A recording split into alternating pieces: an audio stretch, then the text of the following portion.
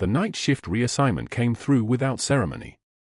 Rachel Torres read it once on the unit board at 2,300 hours, her eyes tracking the words with the same flat effect she perfected over 4 years of erasure. Room 814. Graveyard shift. Effective immediately. She didn't ask why. She didn't ask who requested it. She simply folded the paper, slipped it into her pocket, and made her way down the corridor toward the back wing of Seattle General where the forgotten patients lived. The fluorescent lights hummed overhead in that particular way that only night shift lights hum, a frequency that vibrated through bone after midnight, a sound like electricity dying slowly. Her sneakers made no sound on the linoleum. She'd learned to move like that years ago, before linoleum, when silence had meant survival. Before Tikrit. Before everything. 3 days ago, she'd walked into the medication room at 0143 hours to grab a restock order form. Dr. Marcus Ashford hadn't seen her yet. He was standing at the controlled substance cabinet, his back to the door, and what he was doing required a specific kind of concentration, the concentration of a man who understood he was committing a federal crime and needed to commit it well. His hands moved with practiced efficiency. A vial of hydromorphone. Another label in his other hand. The switching took 6 seconds. He sealed the cabinet, turned, and froze when he saw her. Rachel had learned early in her military career that some moments contain entire wars. This was one of them. His eyes did a rapid calculation, what she'd seen, whether she understood what she'd seen, whether she could be trusted or eliminated. She held his gaze with the kind of emptiness that comes from having already survived the worst that humans could do to each other. She said nothing. She took the form from the clipboard on the counter and left. That was 72 hours ago. The systematic dismantling had begun immediately. First, the reassignment email to the nursing director recommending that Rachel be moved to a more appropriate patient assignment, something outside her scope, he'd written, something that would give her experience with critical care that she clearly lacked. Within hours, she'd been pulled from her rotation on the cardiac step-down unit where she'd been praised 3 weeks running for her documentation and her instincts. By yesterday, she'd been assigned to graveyard. Isolated. Removed from witnesses. Shipped to the one patient that none of the other nurses would touch. Room 814 sat at the end of the paralyzed ward corridor, past the nurse's station, past the supply closet, past the point where anyone with options would ever volunteer to go.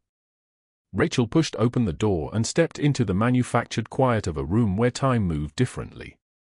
The ventilator wheezed its mechanical rhythm. And the pump beeped in measured intervals. The window air conditioning unit rattled like something was broken inside and would never be fixed. Colonel Richard Vance occupied the bed in the center of the room, and even in stillness, he commanded the space with the kind of presence that belonged to men who'd once led other men into fire. His eyes moved. That was the first thing Rachel noticed. His eyes tracked her entrance with the focused intensity of someone who had no other way to communicate with the world.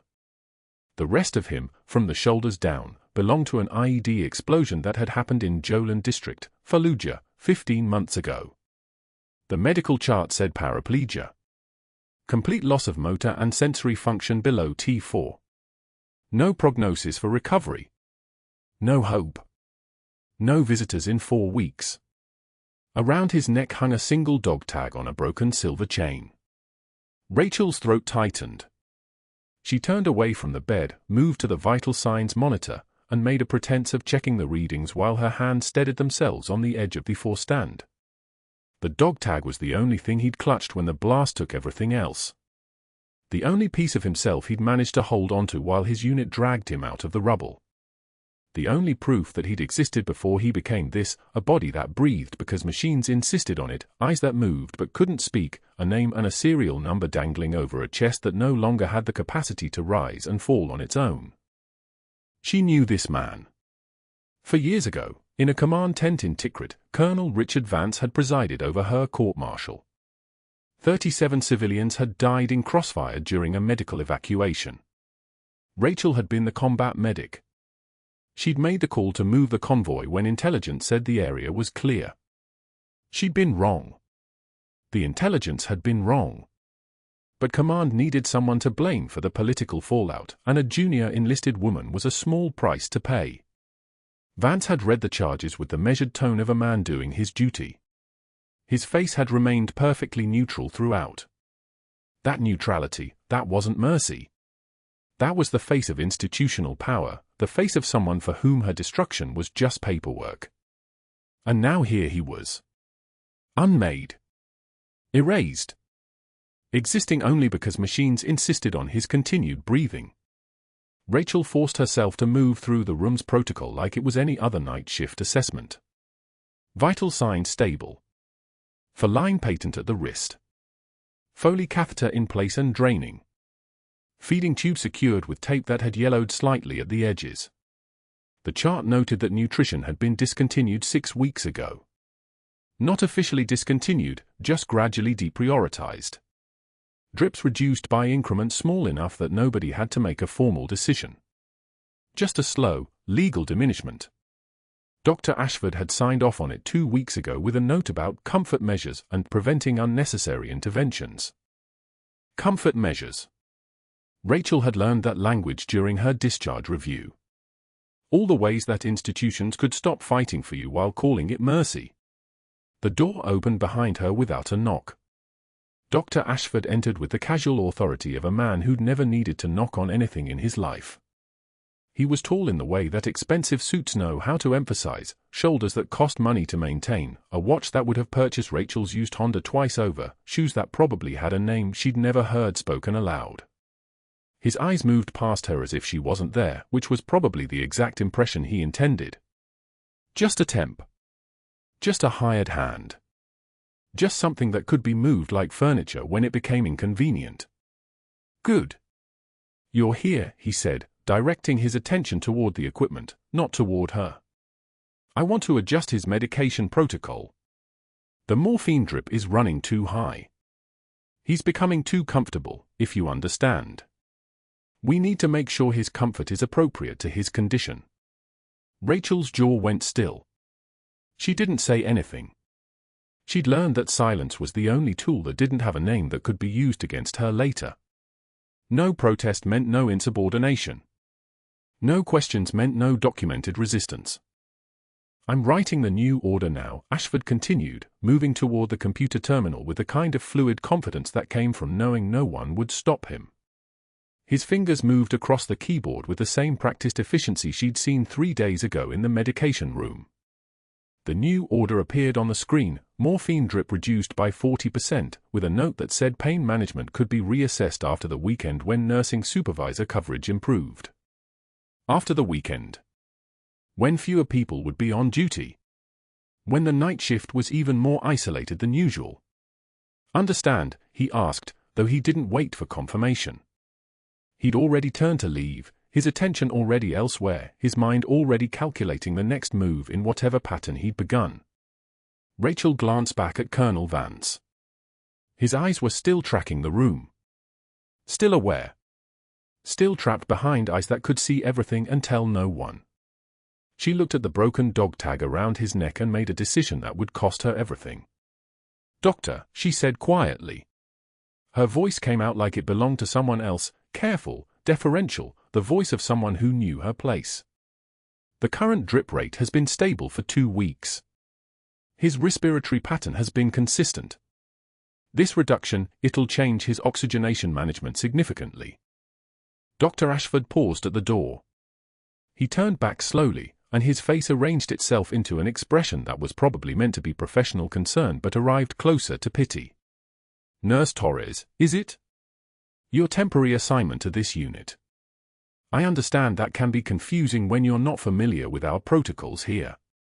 But I've been managing this patient for more than a year. I think I have slightly more expertise than a fill-in from the staffing agency." The words were careful. Perfectly calibrated. Not quite an insult, not quite a threat. Just the institutional weight of a man reminding her that she existed at his discretion. "Of course," Rachel said. She looked away. She made herself smaller. "I'll adjust the drip." He left without another word. The door sealed shut behind him with a kind of quiet that suggested he'd never doubted her compliance. Rachel stood alone in room 814 with the sound of the ventilator and the beeping for pump and the silence that was so thick you could operate in it. She pulled up the medication record on the computer and documented his new dosage, each keystroke a small surrender, each entry a brick in the wall that was being constructed around her. At 0247 hours, the paralyzed ward was empty except for her. The night shift stretched ahead like an ocean with no shore. She pulled a chair to the bedside of Colonel Richard Vance and began the vigil that would either save his life or destroy her own, and neither outcome seemed particularly likely at this moment, but she stayed anyway, watching his eyes move, understanding finally that some exiles were meant to teach you something about survival.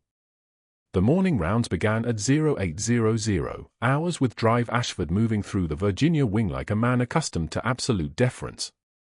Rachel stood at Colonel Vance's bedside with his chart open, her eyes tracking the medication orders he'd written the night before. The dosage reduction made no sense, not clinically, not pharmacologically, not for a patient with Vance's cardiac history and renal function. She knew what she was seeing, and she understood the consequences of staying silent. Colonel Vance's sister, Margaret, stood by the window with her arms folded, watching her brother's face for any sign of improvement that wouldn't come. She was the observant type, a retired school principal with the kind of attention to detail that missed nothing. When Dr. Ashford entered the room with his entourage of residents trailing like pilot fish behind a shark, Rachel made her decision. "Doctor, that dosage reduction," she said, her voice steady and measured. "The patient's current regimen includes a beta blocker and an ACE inhibitor. The protocol interaction guidelines would suggest." "Miss Torres." He didn't turn to look at her. He didn't need to. His voice carried the weight of someone accustomed to instant compliance. "You're a temp nurse, not a physician. Stay in your lane." The residents exchanged glances. Margaret's jaw tightened. "The protocol calls for," Rachel continued, her voice never wavering, even as the air in the room seemed to compress. "Or is following orders difficult for you?" His smile was surgical precision, sharp and bloodless. He turned to face her directly, and his eyes held something that looked almost like recognition. Like he was seeing something she thought she'd buried for years ago. "I've never understood people who can't simply do what they're told." The words hung there like shrapnel. Rachel took one measured breath. She didn't look away. She didn't flinch. Instead, she wiped a single tear from the corner of her eye with the back of her hand, maintaining eye contact with the empty doorway behind him, and said, "I've followed better orders from better men." The silence that followed was the kind that makes fluorescent lights sound like they're screaming. Dr. Ashford's face darkened, not red with rage, but the deeper purple of calculated fury. He closed the chart with deliberate slowness and handed it to the nearest resident without speaking. When he finally moved toward the door, he paused beside Rachel. "We'll discuss this in the hallway, Miss Torres." Immediately. The residents watched her follow him out like spectators at an execution they couldn't stop. The hallway outside room 814 stretched in both directions, long enough that their voices would carry. 6 staff members happened to be within earshot: nurses, a tech, 2 residents. Rachel recognized it as choreography. He'd wanted witnesses. He wanted the isolation to begin immediately. "You embarrass me in front of a patient's family," Dr. Ashford said, his voice low enough that only the closest people could hear, loud enough that everyone did. "You're just a temp who doesn't know her place.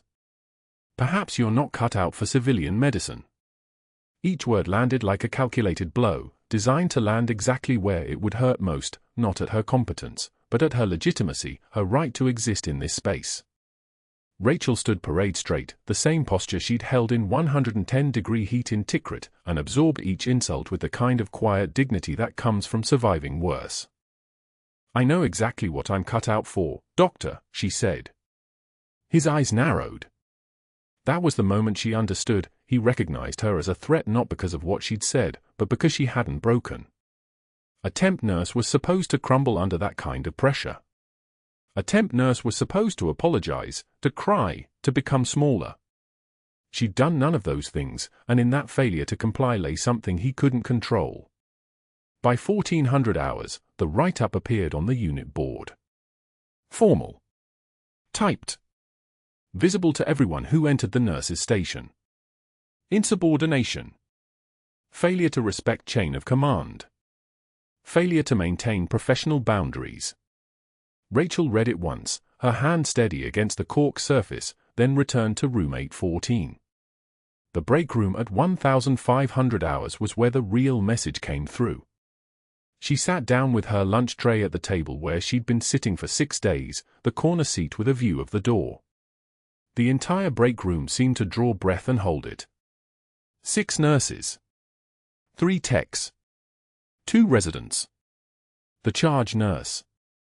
They looked at each other, and then, with the coordinated precision of a military drill, they stood. Every single one. Not aggressively. Not with drama. They simply rose from their chairs, picked up their lunch trays, and walked out. The door hissed shut behind them. Rachel sat alone at the empty table, the fluorescent lights buzzing overhead like insects trapped in glass, and finished her sandwich. The mechanics of it required discipline, bringing the sandwich to her mouth, chewing, swallowing, returning the empty plate to the rack. Actions performed by a body that had learned long ago to continue functioning even when everything was falling apart. She didn't cry. She didn't shake. She simply sat in the fluorescent silence and understood that this was what exile felt like when it came from your own people. The final blow arrived at 1600 hours in the form of a transfer request filed directly to administration. She saw it referenced in a memo taped to the assignment board, Dr. Ashford requesting her immediate reassignment to a different department, citing incompatibility with current supervisory structure and a potential liability concerns. The language was bureaucratic precision. The meaning was clear: she was a problem that needed to be removed before she could become worse. But that wasn't the worst part. The transfer request included a notation that she'd been moved to graveyard shift, permanently, effective immediately. Nights when the hospital skeleton crew ran thin. Nights when Dr. Ashford rarely appeared. Nights when there would be no witnesses to anything that happened in room 814. It was a strategy so calculated, so methodical, that Rachel recognized it immediately as military thinking. He didn't want to destroy her publicly. He wanted to isolate her completely and let failure find her in the dark. Rachel checked the time, 1847 hours. The sun was dropping out of the Philadelphia sky like a stone. Her shift would begin at 2100 hours. She walked back to room 814 and found Colonel Vance exactly where she'd left him, eyes open, jaw clenched against pain that medication was supposed to be managing but wasn't, not at the reduced dosage Ashford had prescribed. She looked at the man in the bed. The officer who'd court-martialed her 4 years ago in Tikrit after the incident that ended her career. The man whose testimony had destroyed her military record. The man she'd been assigned to care for by a doctor who somehow knew exactly how to wound her with surgical precision. "I've been exiled by better than him," she said to the empty doorway. Colonel Vance's eyes moved slightly. His lips twitched. He was trying to speak, trying to respond, but the paralysis kept him locked in his own body. Rachel reached for his wrist and checked his pulse, elevated, stressed, laboring. The cardiac rhythm was irregular on the monitor. The blood pressure had drifted lower than this morning's rounds. She studied his chart again. The medication discrepancies. The dosage reductions that didn't match his condition. The vial labels that seemed to shift between what was written and what should have been there. The pieces of something larger than her isolation were forming, and she was beginning to understand that Dr. Ashford wasn't just trying to destroy her reputation, he was trying to ensure that no one noticed what he was doing in the medication room. That night, at 01 for 5 hours, Colonel Vance's vitals began to destabilize. The heart monitor rhythm shifted from regular sinus to something arrhythmic and wrong.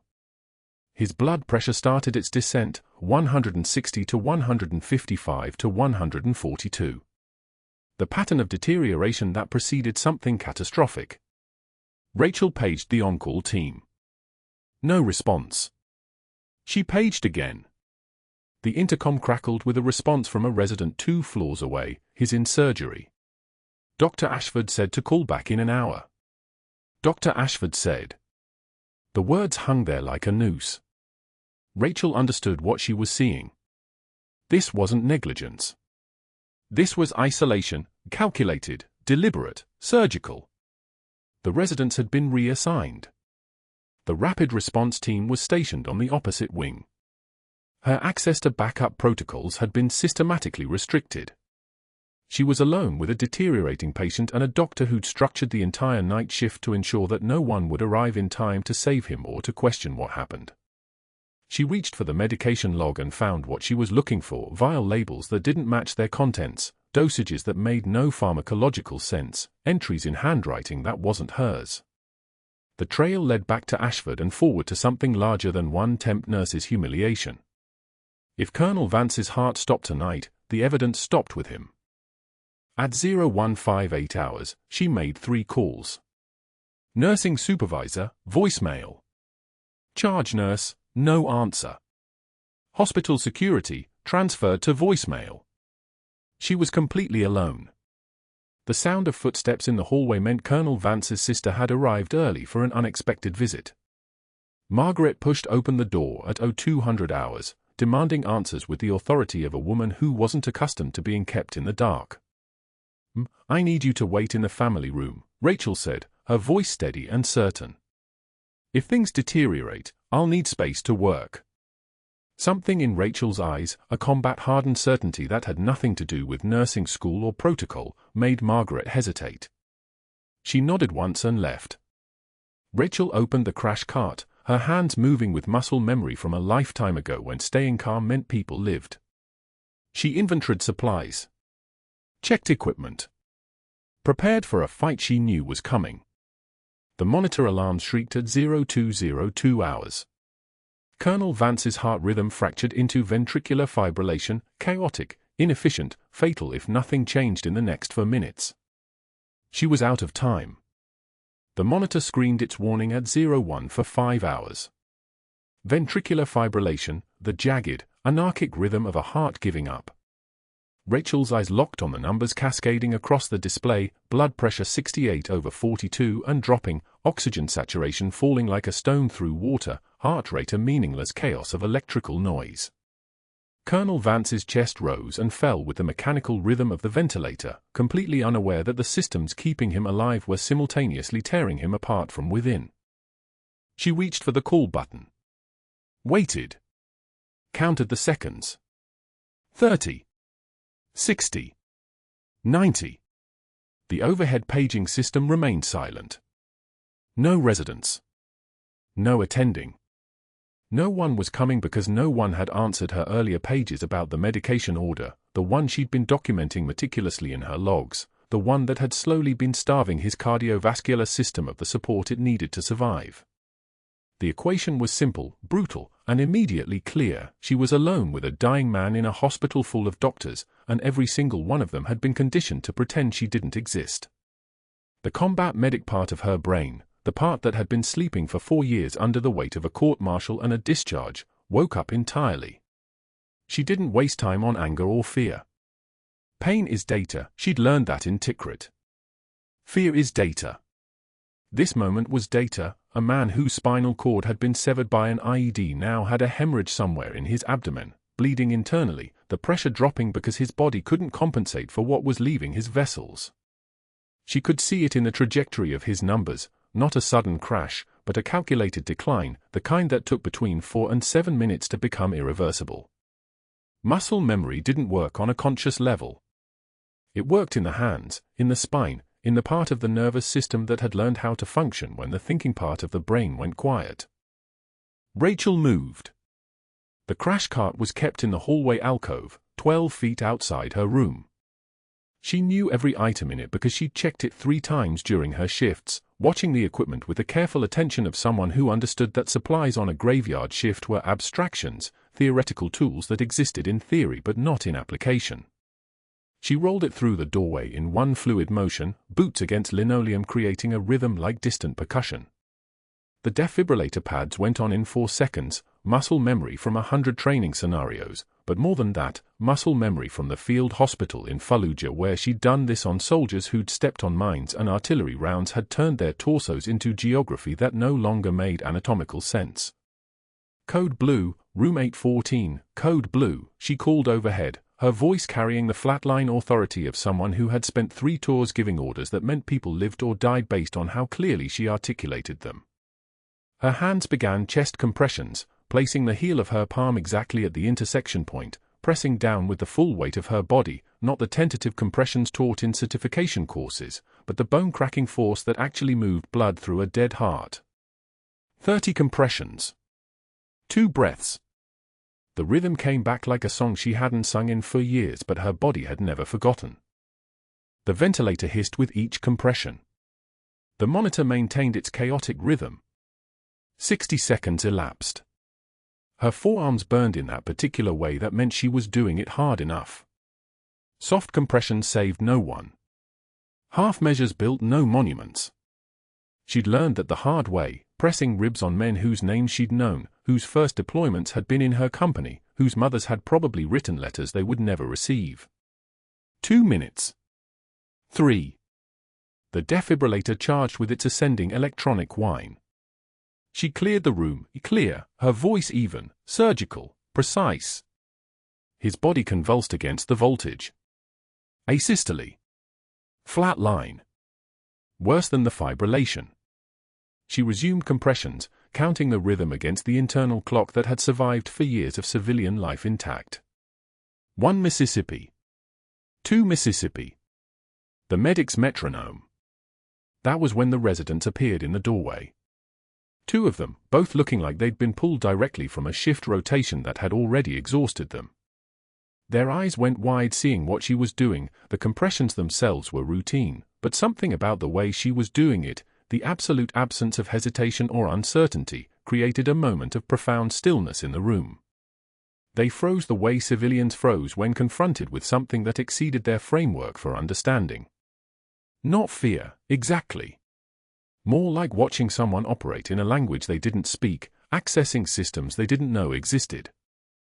"Epinephrine," Rachel said, her voice not raised, not frantic, just a statement of fact delivered in the tone of someone accustomed to being obeyed. 1 milligram. For push. And get me the crash cart from the code room, I need the defibrillator pads replaced, the second set. Now. One resident moved. The other continued staring. Rachel didn't acknowledge the staring. She had no bandwidth for anything that wasn't immediately relevant to keeping the electrical activity in Colonel Vance's chest moving in any direction other than the direction it was currently moving. Her hands maintained the rhythm. The monitor showed nothing. Nothing was worse than anything. Anything meant the heart still had capacity. Nothing meant it had given up entirely. But her eyes weren't on the monitor. Her eyes were on his chest. The architecture of his torso, the way his ribs sat beneath the hospital gown, the subtle distension of his abdomen that had been barely perceptible yesterday but was now obvious when you understood what you were looking at. Internal bleeding. The kind that didn't announce itself with external wounds or visible trauma. The kind that killed in a hospital full of people too busy documenting protocol violations to notice a man was exsanguinating into his own body cavity. The epinephrine hit his fall line. His heart responded for 3 beats, then returned to chaos. 3 beats meant something. 3 beats meant the organ still remembered what it was supposed to do. 3 beats meant she had perhaps 90 seconds before his blood pressure dropped low enough that even epinephrine couldn't wake the electrical system. That was when the calculation became unavoidable. Standard protocol said she should continue compressions, continue the cycle of epinephrine, continue waiting for an attending who was currently, statistically, in another part of the hospital ignoring the overhead pages. Standard protocol said she was a temporary nurse, not qualified for anything beyond basic life support, certainly not qualified for anything that required an MD next to the procedure name. Standard protocol was built by people who'd never held a man whose spine had been converted into shrapnel, who'd never done triage in a room where there were more casualties than medics, who'd never understood that sometimes the rule book became a suicide note if you followed it exactly. Her hands moved. For minutes and 30 seconds of continuous compressions. Her arms felt like they'd been replaced with something that existed outside her body, doing the work while the thinking part of her awareness scanned his anatomy. Field thoracotomy. Emergency chest opening. Last resort when the patient was dead either way and the only variable was whether you tried something that violated every civilian protocol or accepted the mathematics of his current trajectory. She didn't ask permission. She didn't explain. She didn't have 4 minutes for institutional conversation. Scalpel, she said, her voice dropping an octave, not louder, just deeper, the kind of voice that came from the diaphragm of someone accustomed to being heard across combat noise, through rotors, over the sound of incoming fire. Trauma shears if you don't have a scalpel. Anything sharp. Now. The resident who had been staring finally moved. His hands went to the crash cart with the jerky motion of someone operating through panic instead of training. The shears came out, the kind of heavy-duty trauma scissors designed to cut through bandages and, if necessary, through clothing down to bare skin in under 8 seconds. Not ideal. Better than nothing. Ideal was a surgical scalpel and a surgical team and an OR with better lighting than the fluorescents humming overhead like they were processing information that had nothing to do with human survival. She didn't stop compressions. Compressions and surgery weren't supposed to happen simultaneously. The textbooks were very clear on this point. But the textbooks also assumed you had an operating room and a trauma surgeon and the luxury of decisions made slowly, thoughtfully, by committee. She positioned the shears. Made the first cut with the kind of precision that came from having done this in the dark, in the rain, with blood in her eyes and rounds coming in from somewhere up in the hills above the FOB. The sternum had to be bisected along the midline. The technique was called a left anterior lateral thoracotomy when it was done in a surgical setting with all the time in the world. In the field, it was survival arithmetic, 4 to 5 minutes of compressions, then you opened the chest, found the bleeding, clamped it, and then maybe the patient was salvageable or maybe they weren't, but at least you tried something that went beyond the approved protocol. Blood. Not too much. That was important information. The internal hemorrhage hadn't completely destroyed his vascular integrity, which meant he might still have a chance if she could find the source and stop it. Her hands were moving through the anatomy like they were reading Braille, finding their way through the muscle and fascia and ribs to the space where his heart sat in its pericardial sac. She needed access to the pulmonary vessels, the aorta, needed to see if the bleeding was coming from his spinal trauma extending into his thoracic cavity, needed to confirm the hemorrhage was survivable. Suction, she said. Get the suction. I need to see. But that wasn't the worst part. Behind her, standing in the doorway at the precise moment she made the second incision, was Dr. Ashford. He'd heard the code called overhead and made his decision with the kind of tactical precision that meant he'd been thinking through exactly this scenario since the moment she'd corrected his medication order in front of a family that had now, apparently, decided they believed a temporary nurse over a department chair who'd been at Seattle General for 17 years. He saw her hands. He saw the thoracotomy she was performing. He saw the anatomy she was accessing. And his expression changed from the confidence of institutional power to something else entirely, the look of a man watching the ground shift underneath carefully constructed plans. At 0203 hours, Colonel Vance's heart stopped speaking the language of sinus rhythm and started screaming instead, a wild, useless flutter that meant the bleeding inside his chest had crossed from manageable to catastrophic. The monitor's shriek cut through the silence of the graveyard shift like a siren that had been waiting for years to sound. Rachel moved before thinking. Muscle memory isn't memory at all, it's the body's refusal to forget what the mind tries to bury. She grabbed the emergency thoracotomy kit from the crash cart, her hand steady as surgical steel, and positioned herself at the left anterior lateral thorax, 4th intercostal space, midclavicular line. The anatomy she needed was beneath the ribs and sternum, and Colonel Vance didn't have time for the operating room or the hierarchy of protocol or the permission of men who'd already decided she didn't belong. The residents froze in the doorway. One of them, a 4th year who'd practiced this procedure exactly 0 times outside a mannequin, opened his mouth. No sound came out. This wasn't how it worked. Nurses didn't perform thoracotomies. Nurses didn't make the first incision. Nurses didn't crack a man's chest open at 0203 hours on a graveyard shift with nothing but a trauma kit and the kind of calm that comes from having already survived the worst. Rachel's scalpel went through skin like it was separating two pieces of fabric. 47 millimeters of controlled fury. The intercostal muscles beneath parted under her second cut. Blood spilled across the drape, a dark, arterial red that told her exactly where the problem was. She could read blood the way other people read words. Every color, every pattern, every droplet's trajectory said something about what had torn inside him. "Clamp," she said. Not a question. Not a request. The resident's trembling hand appeared in her peripheral vision, extending a vascular clamp. His fingers were shaking so badly the metal caught the overhead light and scattered it. Rachel took it without breaking her focus, found the descending aorta where it was bleeding into the pericardial space, and applied pressure with the kind of precision that made the trembling resident realize he was watching someone who'd done this before. Not in a simulation. Not in a training scenario. In conditions that made a hospital operating room look like luxury. The bleeding slowed.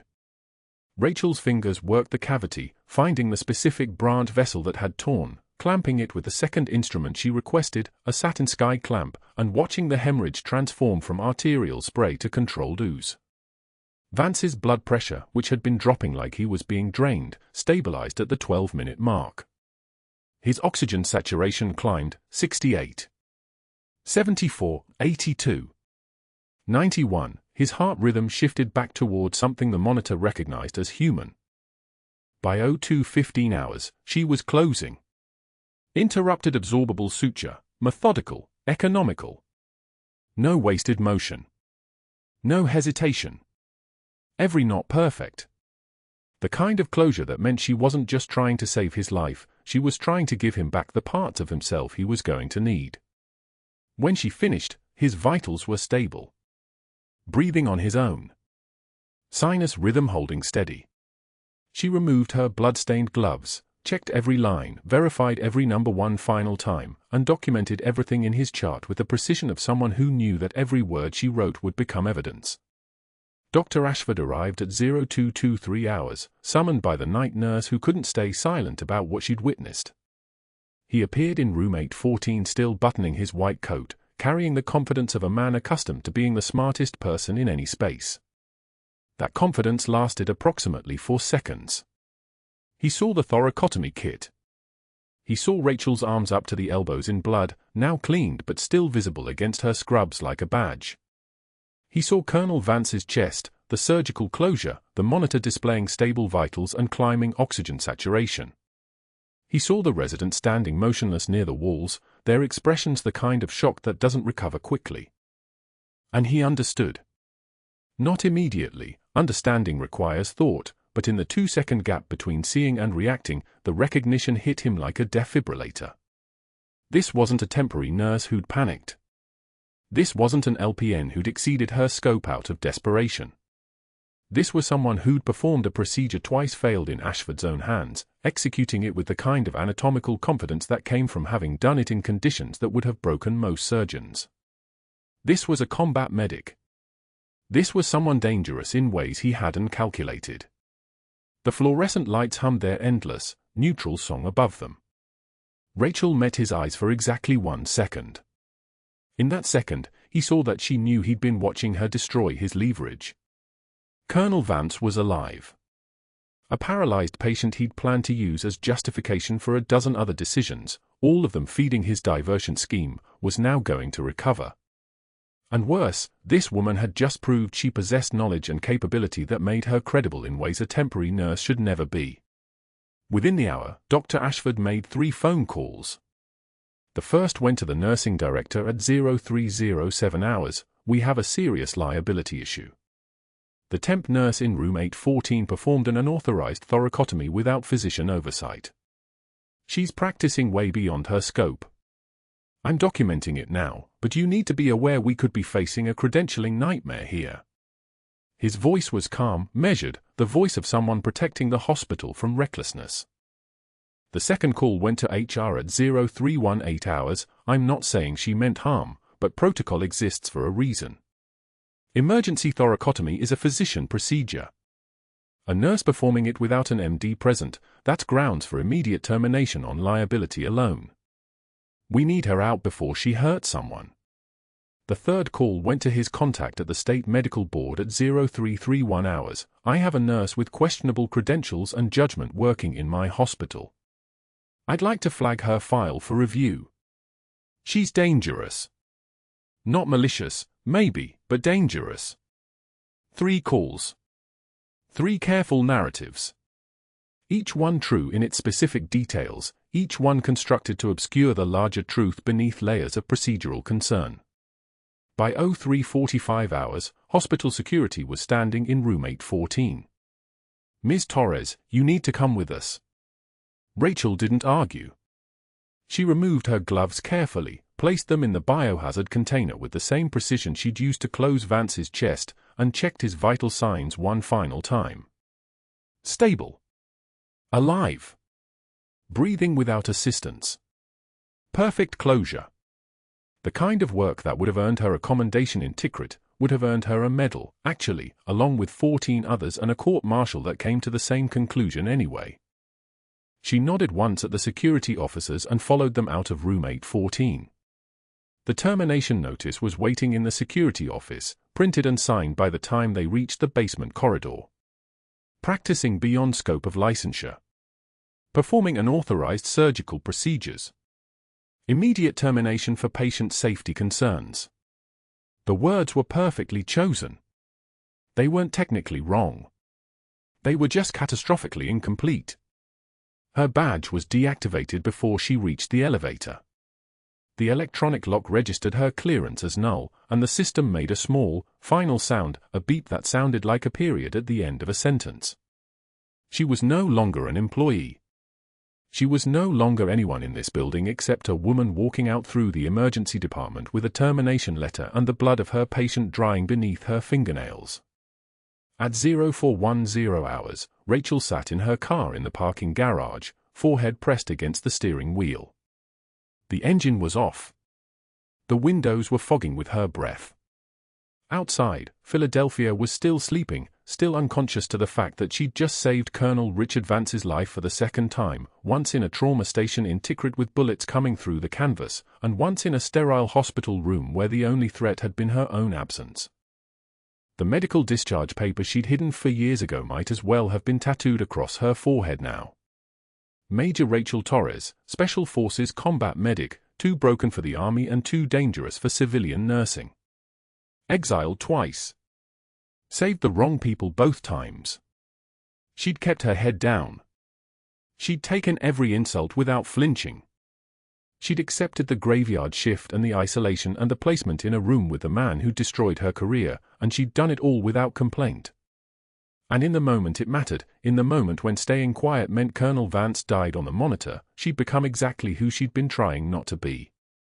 Her hands, still damp from the scrubbing, gripped the steering wheel. Her fingers ached. The tremor in her left hand from a shrapnel wound in Tikrit seemed to pulse in time with her heartbeat. But that wasn't fear making her hands shake. That wasn't doubt or regret. That was the sound of everything she'd built in the last 4 years, the quiet persona, the temporary position, the invisibility, crumbling away to nothing. She had no way of knowing that her son was already awake. She had no way of knowing that Marcus Torres, 17 years old and finally old enough to understand what his mother had been hiding, had found the shadow box buried in the attic behind the winter blankets. Bronze Star with Valor. Purple Heart. Combat Medical Badge.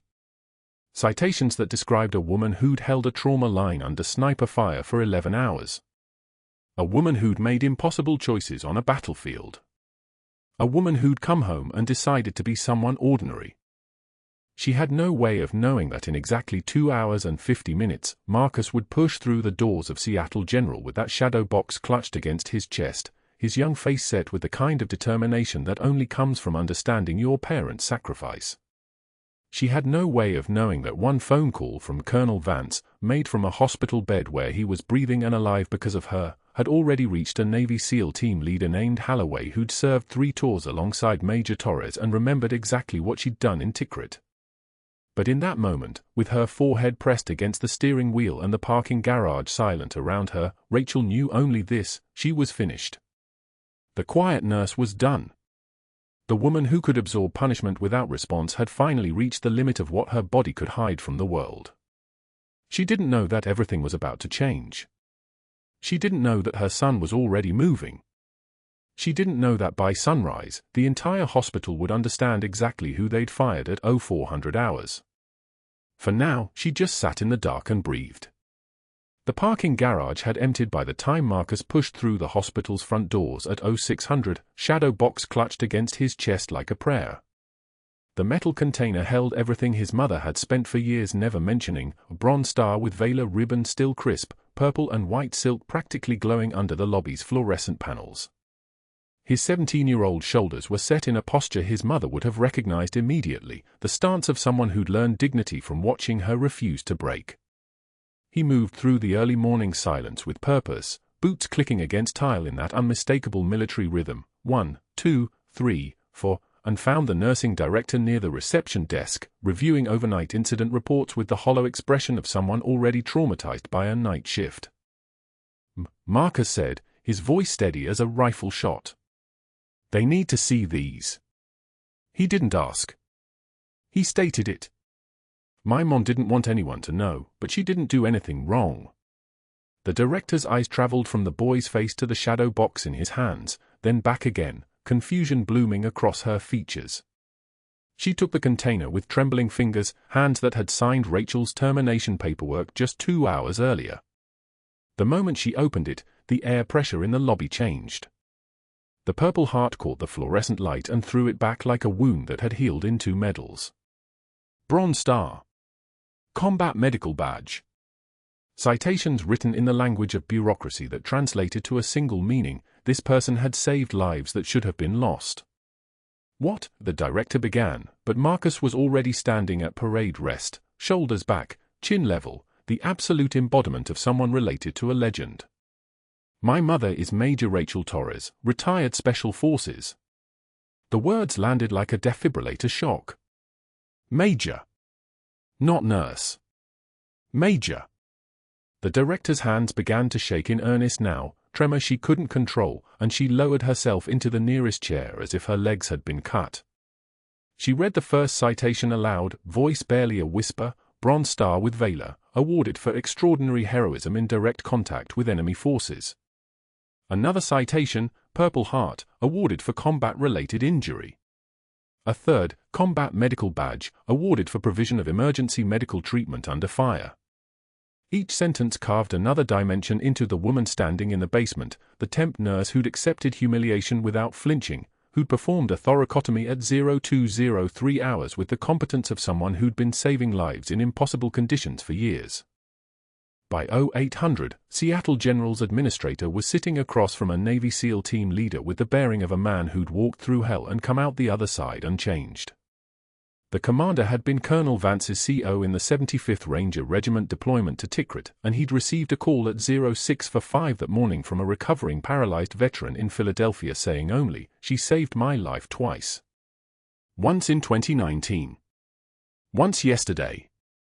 The SEAL team leader had arrived at the hospital carrying documentation he'd pulled from classified personnel files, documents that told the story of a major who'd held a trauma line for 11 hours under sniper fire in Sanjin Valley and saved 43 lives, including Vance's, the same officer who'd later court-martialed her because command needed a scapegoat for civilian casualty fallout. She held that line, the commander said, his voice like a tank idling in a garage, with 2 medics down and Taliban suppressing fire from 3 positions. 11 hours. 43 people walked out because she didn't leave. Including Vance. He placed a stack of photographs on the administrator's desk. That's Major Torres in 2019. That's Major Torres yesterday at 0203 hours performing an emergency field thoracotomy on a patient this hospital had written off. The commander's jaw tightened. You fired the only person in that building who could save Colonel Vance's life. You fired her for doing exactly that. By 0830, Dr. Ashford had begun his meticulous work of erasure. He'd entered the hospital database at his office terminal and started altering Rachel's personnel file with the practiced efficiency of a man who'd done this before, fabricated disciplinary actions, manufactured incidents of insubordination, psychological evaluations that never happened. He was building a narrative, a paper trail that would justify her termination, that would make her look unstable, unreliable, someone who'd overstepped her authority and gotten lucky. He was almost finished when the federal flags triggered. The moment his cursor touched a document connected to her service record, a system administrator at the FBI's database integrity unit received an automated alert. Someone was attempting to modify federally protected personnel files. That was not a coincidence. That was a crime. 2 FBI agents arrived at Seattle General at 0915, and by 0930 they were walking into a surgical conference where Dr. Ashford sat presenting case studies to residents, his bearing still confident, his voice still commanding. The agents didn't speak in the conference room. They simply stood at the doorway and waited. Ashford's hands froze mid-gesture, and something in his chest must have gone liquid because he stood up very slowly, the color draining from his face like someone had pulled a plug. The hallway outside the conference room smelled like antiseptic and fear. The agent showed him documentation, security footage of his terminal access at 0815, logs of the files he'd attempted to alter, evidence of controlled substance diversions Rachel had witnessed 3 days prior and reported through channels that had been systematically suppressed. They showed him other names, residents reassigned during critical incidents, medication logs that didn't match up, a pattern of behavior that stretched back years. You attempted to alter federal service records at 0815 this morning, one agent said, her voice flat as a tarmac. You've also been flagged for controlled substance diversion and evidence tampering. You have the right to remain silent. He said nothing. There was nothing to say. The agents produced handcuffs with the sound of stainless steel clicking together, and they walked him out of Seattle General past the break room where the entire staff stood frozen, mouths open, watching the man who'd ruled this hospital for 6 years being led away like a criminal, which, of course, he was. They walked him past the nurses' station where residents stared in stunned silence. They walked him past room 814 where Colonel Vance stood gripping the doorframe, watching his former court-martial victim's tormentor get walked past his window with something like justice finally showing its face. The news cameras outside the front entrance caught the whole thing. The respected surgeon in handcuffs. The FBI agents. The destruction of a reputation happening in real time, and somewhere in a parking garage a former major sat with her forehead against the steering wheel and felt the weight beginning to lift without knowing why yet. What happened next didn't just silence the room. It brought the hospital to its knees. 6 months passed like someone adjusting focus on a lens. Rachel Torres walked into Seattle General through the main entrance instead of the employee parking garage, and her badge now said Trauma Coordinator, office on the 4th floor with a window overlooking Philadelphia's skyline like a promise. Her medical license had been restored. Her service record unsealed. The hospital's press releases featured her prominently in their new initiative to hire and honor veteran medical professionals.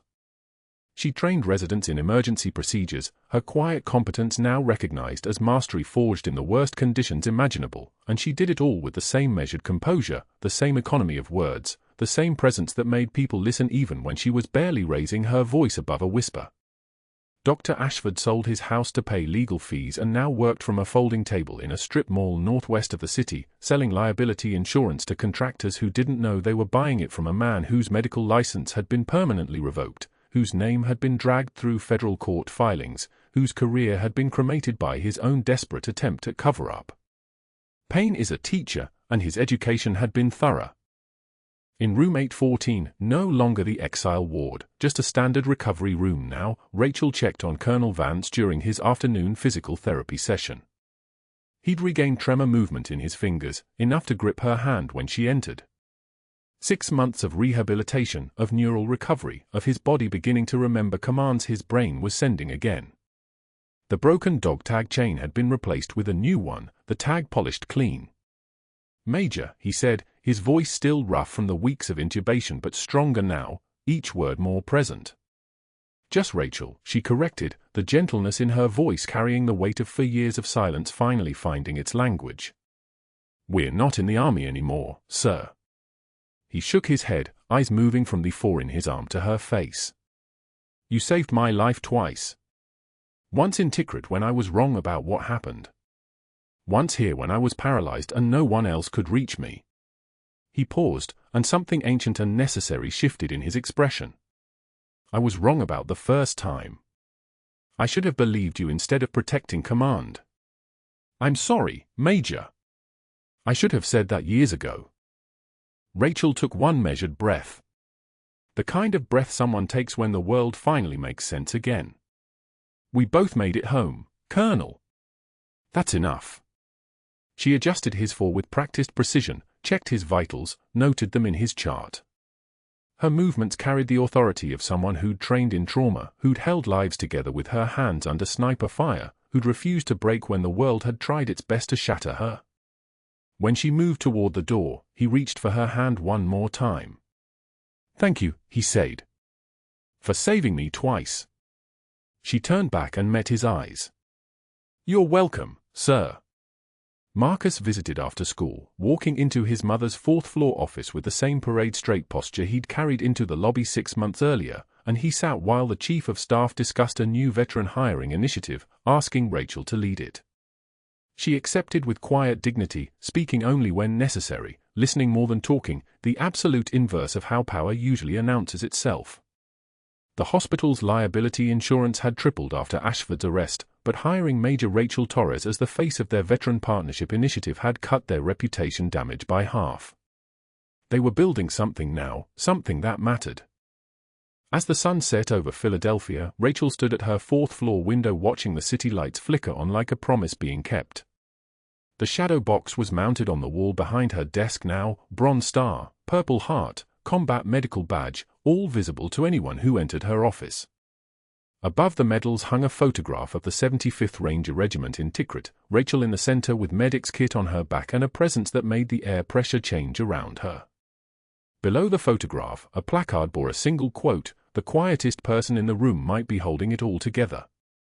Marcus stood beside her at the window, both of them watching the city breathe.